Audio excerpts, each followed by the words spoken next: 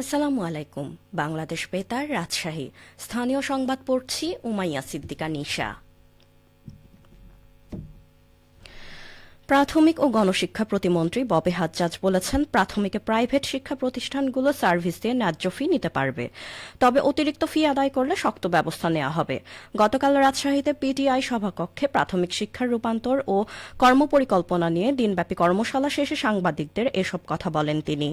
এ সময় প্রতিমন্ত্রী আরও বলেন, প্রাথমিক শিক্ষার নতুন নীতিমালা তৈরি করা হচ্ছে। এতে সরকারি বেসরকারি সকল প্রাথমিক শিক্ষা প্রতিষ্ঠান শিক্ষার মানোন্নয়নকে গুরুত্ব দেওয়া হবে। শিক্ষকদের জন্য খাত সংশ্লিষ্টদের পে স্কেল তৈরির কাজ চলছে। তিনি জানান, প্রধানমন্ত্রীর ঘোষণা অনুযায়ী আগামী বছরের মধ্যে সকল প্রাথমিক বিদ্যালয়ের শিক্ষার্থীদের পোশাক বিনামূল্যে দেওয়া হবে। পাশাপাশি কর্মমুখী শিক্ষার জন্য তৃতীয় ভাষার শিক্ষারও ব্যবস্থা করা হবে। চাঁপাইনবাবগঞ্জ জেলা হাসপাতালে অটোমেশন ডিজিটাল সেবার উদ্বোধন করা হয়েছে।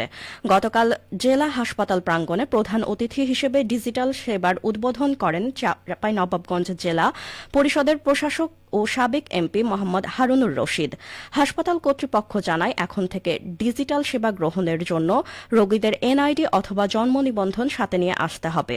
প্রতিটি রোগীর ইউনিক আইডি খোলার ফলে রোগীর রোগ সম্পর্কিত সকল তথ্য কম্পিউটারে সংরক্ষণের পাশাপাশি রোগ নির্ণয়ে পরীক্ষা নিরীক্ষার তথ্য সংরক্ষিত থাকবে। এছাড়া বহির্বিভাগে ওষুধ নিতে আসা প্রতারক ও দালালদের দৌরাত্ম্যও কমবে। প্রধান অতিথি মোহাম্মদ হারুনুর রশিদ বলেন, অটোমেশন সিস্টেম বাস্তবায়নের ফলে প্রচলিত স্বাস্থ্যসেবা ব্যবস্থায় আমূল পরিবর্তন হবে।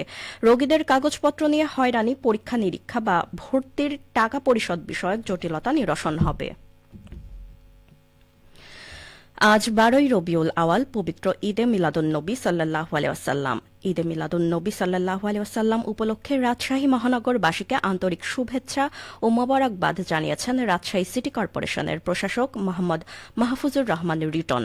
রাশিক প্রশাসক বলেন, এই পবিত্র দিনে বিশ্বজগতের সর্বশ্রেষ্ঠ মহামানবের আবির্ভাব হয়। তিনি ছিলেন মহানবী হযরত মুহাম্মদ সাল্লাল্লাহু আলাইহি ওয়াসাল্লাম, বিশ্ব মানবতার মুক্তির দূত। তার পবিত্র জীবন ও আদর্শ রয়েছে শান্তি, সাম্য, ন্যায়, মানবিকতা, সহমর্মিতা ও ভ্রাতৃত্বের অনন্য শিক্ষা। তার দেখানো পথ অনুসরণ করে সমাজ থেকে হিংসা, বিদ্বেষ, বৈষম্য ও অসহিষ্ণুতা দূর করে শান্তি, সম্প্রীতি ও মানবিক মূল্যবোধ প্রতিষ্ঠায় আমাদের সবাইকে ভূমিকা রাখতে হবে। অপরিচ্ছন্ন পরিবেশে খাবার তৈরি ও সংরক্ষণের দায়ে নাটোরের নলডাঙ্গায় 3 ব্যবসায়ী প্রতিষ্ঠানকে 5,000 টাকা জরিমানা করেছে ভ্রাম্যমাণ আদালত।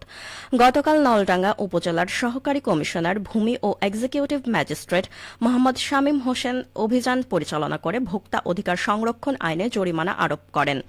ভ্রাম্যমাণ আদালতের বিচারক জানান, অভিযানকালে খাবার প্রস্তুত ও সংরক্ষণের ক্ষেত্রে পরিষ্কার পরিচ্ছন্নতা বজায় রাখার বিষয়ে সংশ্লিষ্টদের সতর্ক করা হয়েছে। ভবিষ্যতে এ ধরনের অভিযান অব্যাহত থাকবে। নওগাঁয় সবজির উৎপাদন বৃদ্ধি পাওয়ায় বাজার দরে স্বস্তি ফিরেছে। কৃষি বিভাগ জানিয়েছে, আগাম জাতের শীতকালীন চাষাবাদে লাভবান হচ্ছেন কৃষকরা। এ নিয়ে এখন শুনুন আমাদের নওগাঁ জেলার সংবাদদাতার একটি বিশেষ প্রতিবেদন। সবজির বাজারে ভরপুর সরবরাহ। বেগুন, করলা, ঢেঁড়স, পটল, আগাম শীতকালীন শিম, মূলা, বরবটি, লাউ সবই পাওয়া যাচ্ছে। বাজার দর স্বাভাবিক থাকায় স্বস্তি ফিরেছে। কয়েকজন ভোক্তা বলছিলেন, সব জিনিসের দামই 10 টাকা 5 টাকা করে কমেছে। এখন কিনতে খুব স্বস্তি হয়েছে, ভালো লাগছে। আমাদের জন্য খুবই সুবিধা, কারণ আমরা দিন মজুরি কাজ করে খাই। দাম কমলে আমাদের একটু সুবিধা না। শসার দামটা কম পাইছে, 50 টাকা কেজি নিলাম। হাসিলাগুলো ছিল 60 থেকে 70, এখন বিক্রি হচ্ছে 40-50। বিক্রেতারা বলছেন 40 থেকে 60 টাকার মধ্যেই মিলছে সব ধরনের সবজি। নওগাঁ খুচরা বাজারের বিক্রেতা আলামিন হোসেন যেমনটি বলছিলেন, সবজির বাজার বর্তমান স্থিতিশীল বাজার। 40 থেকে 50 টাকা পটল, কাঁচামরিচের বাজার বর্তমান কম। আপনার করলা 40 টাকা কেজি, ঢেঁড়স 50 থেকে 60 টাকা কেজি, কদু 40 থেকে 50 টাকা কেজি, আলু 30 থেকে 35, 25 থেকে 30, এরকম বর্তমান বাজার চলতেছে। সবজি, নতুন সবজি আমদানি হচ্ছে, এই জন্য দাম কমছে। মাঠে সবজির উৎপাদন ভালো হচ্ছে, পাশাপাশি শীতকালীন আগাম সবজির যোগান আসায় বাজার দরে ইতিবাচক প্রভাব পড়েছে, যেমনটি বলছিলেন জেলা কৃষি সম্প্রসারণ অধিদপ্তরের উপপরিচালক মঞ্জুর রহমান। এখন ওয়েদার ভালো হয়ে গেছে, বেশি বৃষ্টি নাই, তার কারণে সবজি আবার প্রোডাকশন ছিল। সবজিতে প্রোডাকশন আসতে সময় লাগে না, কারণ 15 দিন 20 দিন 1 মাসের মধ্যে সে আবার ফুল সুইংয়ে চলে আসে। আর আপনাদের এদিকে তো হাইল্যান্ড জায়গা, বিশেষ করে যে বদলগাছি, মহাদেবপুর সদরের উপরের অংশটা, তামুরাট, নওগাঁ জেলায় প্রায় 30,000 হেক্টর জমিতে সবজি উৎপাদন হচ্ছে। অল্প দিনের মধ্যেই ফুলকপি, বাঁধাকপি সহ বাজারে আসবে নতুন নতুন সবজি। শফিক ছোটন, নওগাঁ জেলা সংবাদদাতা, বাংলাদেশ বেতার, রাজশাহী।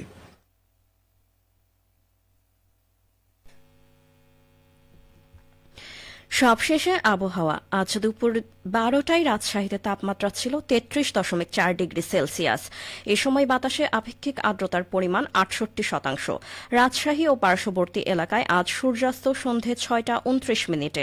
সংবাদ শেষ হলো। আমাদের পরবর্তী সংবাদ দুপুর 2টা 5 মিনিটে।